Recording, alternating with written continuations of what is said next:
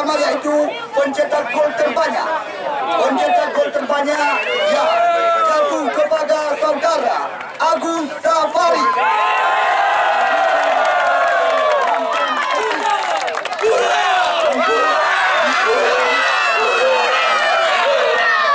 Satu lagi ada Wahyu untuk memberikan hadiah uang tunai dan juga Indra Bakar.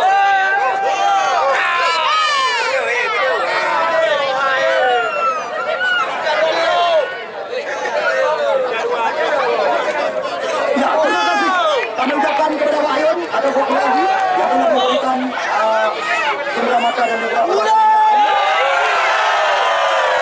kemudian untuk juara yang kedua atau hadiah jatuh kepada PSG Pulangan Pula. Waktu dan tempat kami lagi kesediaan daripada Sekdes Garuda, Sekdes Kampung Tanah Ano Jangga untuk dapat memberikan hadiah uang tunai dan juga Indra Mata kepada sang juara yang kedua yang langsung diterima oleh kapten tim mereka. Ini dia pemain yang pernah tampil bersama PSAS Aceh Singkil, Al-Faraji.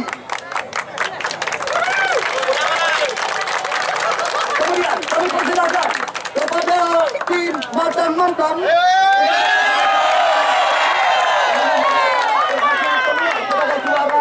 Kami minta kesediaan daripada perwakilan KONI Kabupaten Biren kepada Bapak Murtani untuk dapat memberikan dan juga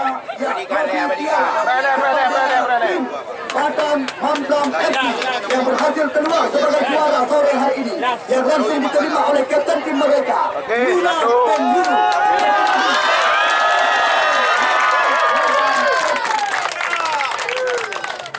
Terima kasih kami ucapkan kepada